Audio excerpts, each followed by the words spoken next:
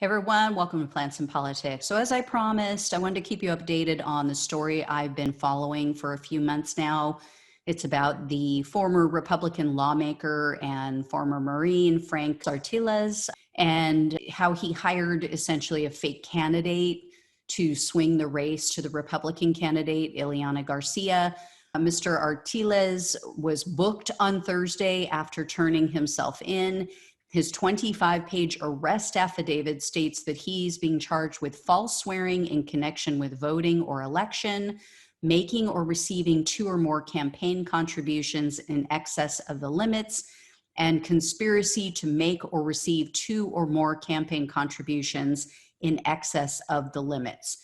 All of these charges are third-degree felonies, and Alex Rodriguez, he's the shill candidate who was paid to run in this race, he's being charged with the same crime. So the arrest document states that Rodriguez was chosen specifically to confuse voters because he shares the same last name as the Democratic incumbent.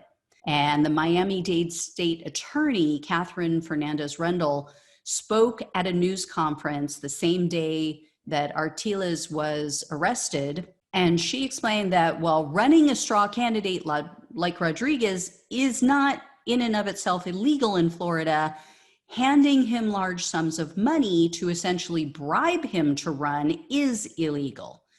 And that nearly $45,000 that Artiles gave to Rodriguez is also considered to be campaign donations, and they exceed the legal limit. In addition, Artiles helped Rodriguez falsify documents so he could run in the 37th district, because if you've been following the story as I've been covering it, Rodriguez doesn't even live in this district any longer.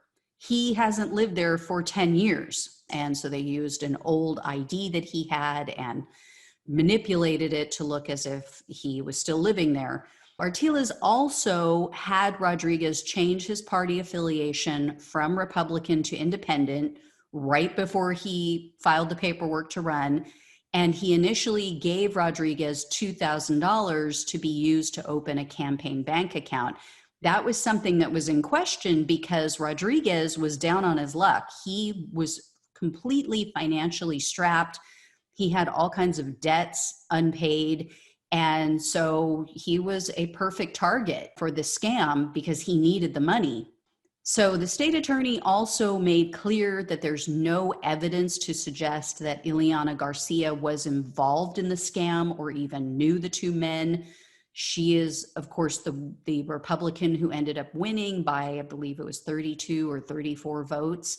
But Garcia hasn't bothered to step up and do the right thing. I mean, if I discovered that I won something only because others cheated to help me win, I couldn't in good conscience accept whatever it was that I supposedly won. I would have to decline because my so-called win would have been obtained fraudulently. She didn't legitimately win that seat in the Florida Senate. And Florida Democrats are now rightfully calling for her resignation, but let's be real. We're asking for a Republican official to do the right thing. We're asking for, more specifically, Ileana Garcia, the founder of Latinas for Trump, to have integrity and act in an ethical manner when she clearly loved and supported a man who had no integrity, never in his life has acted in an ethical manner. And she was okay with that. So yeah, I wouldn't hold my breath on that. And her statement following Artiles' arrest tells you everything about her plans. She told reporters, quote, "I can't say and I can't answer for someone I don't know and for something I haven't done. I am not the focal point of this." No, you really are. I mean, she may not have been directly involved, but she benefited from this illegal activity. Without this scam to siphon votes away from the Democrat, she wouldn't have won. She wouldn't be currently sitting in the Florida legislature. And get this, she's been assigned to the Florida State Senate Ethics and Elections Committee. I mean, really? And this week, following Artiles' arrest, members of the Senate raised the idea of adopting legislation to make it illegal to run straw candidates in Florida. When that was brought up, Garcia completely avoided the topic. So did the other Republicans. None of them wanted to deal with this. So Democratic senators rightfully pointed this out. They called them out on their silence. It's such hypocrisy. It just shows you how full of shit they are, because you've got Republicans running around like their hair is on fire throughout the US. They're like election Chicken Little. The sky is falling. Voter fraud, voter fraud. They're submitting literally hundreds of pieces of legislation and claiming that they're trying to secure elections and prevent voter fraud. Yet when they're faced with an actual case of election fraud perpetrated by one of their own former lawmakers, they don't want to talk about it. And Republican Florida Governor Ron DeSantis right now has the legal authority to remove Garcia. But again, who are we kidding? Don't hold your breath on that either. Republican leaders have no intention of doing what's right and just.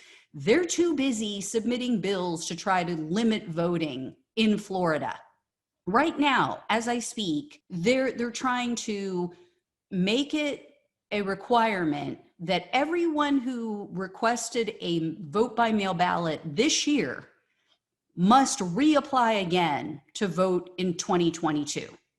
And that may seem like more of a nuisance or a hassle, but they're also trying to completely eliminate ballot drop boxes. Their only interest is in protecting their power by winning at all costs. We see their game. Everybody recognizes it for what it is. And unfortunately, in Florida, because it's a cray-cray state, they're probably going to get these laws through. They're probably going to make a lot of this happen because they control the state. Anyway, guys, I will keep you posted on all of this. As always, please like, share, and subscribe.